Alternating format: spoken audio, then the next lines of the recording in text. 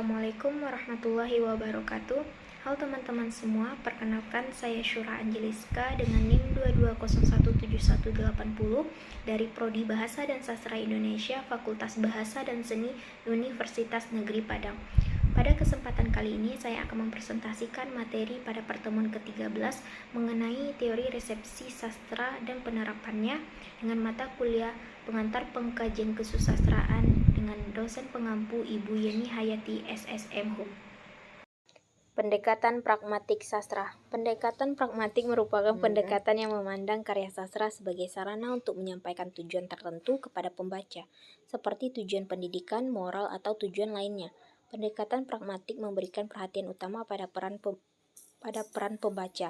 Menurut Theo tahun 1994, teori pendekatan pragmatik adalah salah satu bagian ilmu sastra yang mengkaji sastra yang menitik beratkan dimensi pembaca sebagai penangkap dan pemberi makna terhadap karya sastra.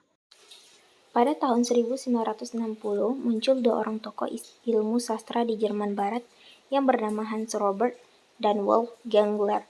Tokoh utama dalam karya sastra yang menekankan peranan pembaca ialah Hans Robert Jost dalam makalahnya yang berjudul Literatur als Provocation atau Sejarah Sastra sebagai Tantangan. Beliau sempat menggoncangkan dunia melalui gagasan-gagasan barunya, menghilangkan faktor terpenting dalam proses semiotik dan sikap komunikasi yang menggambarkan hubungan dialog dan proses antara karya sastra dengan pembaca. Pembacalah yang menilai, menafsirkan, memahami, dan menikmati karya sastra untuk menentukan nasib dan peranannya dari segi sejarah dan estetis. Peneliti sejarah hanya bertugas menelusuri resepsi karya sastra sepanjang zaman. Keindahan tergantung pada situasi dan latar belakang sosio-budaya si pembaca, dan ilmu sastra harus meneliti hal itu. Prinsip-prinsip dasar pendekatan pragmatik. Yang pertama, pendekatan pragmatik tidak terlalu terikat pada struktur sastra saja, melainkan faktor yang ada pada diri pembaca secara kontekstual. Yang kedua, pendekatan pragmatik mengatakan karya sastra sebagai artefak dan pembacalah yang menghidupkannya melalui konkretisasi. Yang ketiga, pembaca dalam telaah karya sastra pribadi yang selalu berubah-ubah dan berbeda-beda. Yang keempat, teks sastra menyajikan ketidakpastian makna sehingga memungkinkan para pembaca untuk memahami karya sastra secara terbuka lebar. Ketidakpastian itulah pangkal tolak telaah pendekatan pragmatik dalam mengapresiasi karya sastra pada persepsi pembaca. Karakteristik pendekatan pragmatik. Yang pertama, asumsi dasar pendekatan pragmatik karya sastra bersifat artefak. Yang kedua, bentuk telaah bersifat kompleks, artinya terdapat unsur intrinsik dan ekstrinsik. Yang ketiga, objek telaah berupa unsur batin dan fisik dan unsur lainnya pendukung karya sastra. Yang keempat, proses telaah dimulai dari resepsi personal pembaca secara keseluruhan. Yang kelima, teknik telaah bersifat pragmatik dan dialektik. Yang keenam, dalam penentuan makna dasar pertimbangan adalah perpaduan unsur intrinsik dan ekstrinsik. Yang ketujuh, pangkal tolak telaah dari resepsi pembaca.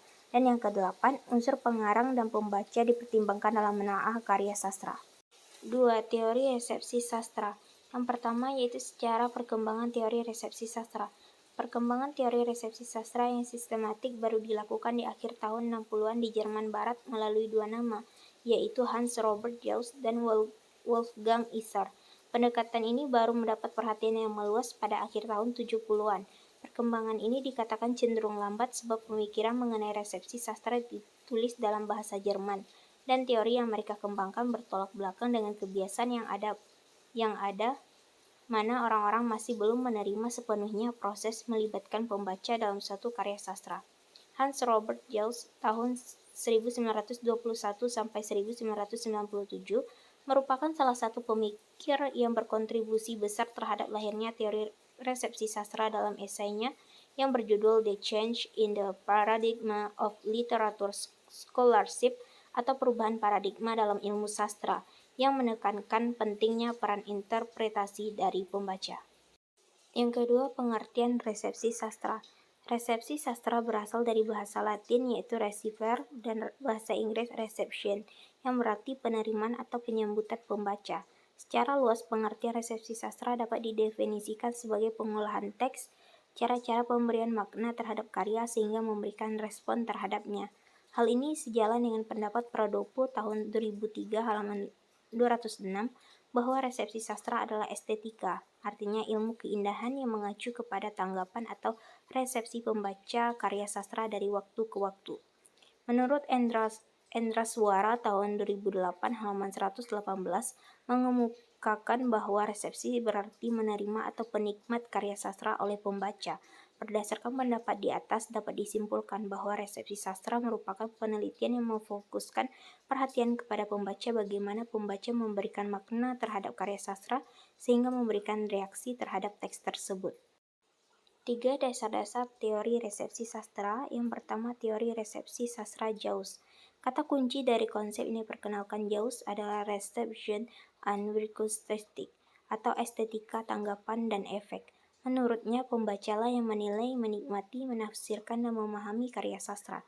Menurut Jauss tahun 1983 halaman 13, yang menjadi perhatian utama dalam teori resepsi sastra adalah pembaca karya sastra di antara jalinan segitiga pengarang, karya sastra, dan masyarakat. Pembaca, dalam pandangan Jauss, tahun 1983 halaman 12, suatu karya sastra dapat diterima pada suatu masa tertentu berdasarkan suatu horizon penerimaan tertentu yang diharapkan. Apresiasi pembaca pertama terhadap suatu karya sastra akan dilanjutkan melalui tanggapan-tanggapan dari pembaca berikutnya. Menurut Jauss tahun 1983 halaman 14. Menurut Jauss, horizon harapan setiap pembaca sastra dipengaruhi oleh beberapa hal antara lain, yaitu yang pertama, pengetahuan pembaca mengenai genre-genre sastra. Yang kedua, pengetahuan dan pemahaman mengenai tema dan bentuk sastra. Yang ketiga, pengetahuan dan pemahaman terhadap pertentangan antara bahasa sastra dengan bahasa sehari-hari atau bahasa non-sastra. Dan yang keempat, sidang pembaca bayangan. Koherensi karya sastra sebagai peristiwa terutama dijembatani oleh horizon harapan pengalaman kesastraan dan horizon harapan pembaca, kritikus, dan pengarang. Menurut Jauss tahun 1983 halaman 21. Pendekatan teori resepsi sastra Jauss menekankan aspek penerimaan dalam hal bagaimana seorang penulis kreatif dalam menerima karya sebelumnya yang memungkinkan ia dapat menciptakan sesuatu yang baru darinya. Yang kedua, teori resepsi sastra Isar. Wolfgang Isar tahun 1926 sampai 2007 adalah seorang pakar ilmu-ilmu sastra yang berkebangsaan Jerman. Beliau terkenal dengan teori respon pembaca atau reader response theory. Kritik Isar terhadap teori sastra selama ini menjadi pusat perhatian sastra adalah maksud penulis, makna sosial, psikologi, kontemporerisme, pengertian historis teks atau cara di mana teks dibangun. Namun jarang terjadi kritik yang menyatakan teks hanya dapat memberikan arti ketika teks itu dibaca. Dapat dikatakan karya sastra memiliki dua kutub, yaitu kutub artistik yang artinya teks penulis, dan kutub estetik yang berarti realisasi yang disempurnakan oleh pembaca. Dalam karya sastra, pesan yang disampaikan melalui dua cara, yaitu yang pertama, pembaca menerima pesan, dan yang kedua, pembaca menyusun pesan itu. Hemat Isar, inti pembacaan setiap karya sastra adalah interaksi antara strukturnya dan penerimanya. 3. Teori resepsi pada karya sastra Jawa. Resepsi sastra Jawa telah berlangsung sejak abad 10, 11, 12, 14, zaman Kartasura dan Surakarta. Pada tahun 1985, Umar Junus menulis buku tentang resepsi sastra. Resepsi sastra Jawa disesuaikan dengan pengalaman, latar belakang, dan tujuan pembaca atau persepsi. Sastra Jawa telah mengalami proses sejarah yang cukup panjang yang ditiru, dikembangkan, diawetkan oleh juru salin, dan diperbaharui. Resepsi sastra Jawa telah terjadi sejak awal pertumbuhan sastra Jawa kuno pada awal abad ke-10. Menurut konsepsi R.M. Porbadjaraka, sejarah sastra Jawa kuno diawali dengan Kakawin Ramayana. Resepsi sastra berikutnya terjadi pada abad ke-11 ketika Empu Kanua menulis Kakawin tentang Ajunawiwaha, persembahan kepada Raja Airlangga. Pada abad ke-12 pada tahun 1079 atau 1957, Empu Seda dan Empu Panulu menulis Kakawin Bratayuda, persembahan kepada Raja Jayabaya.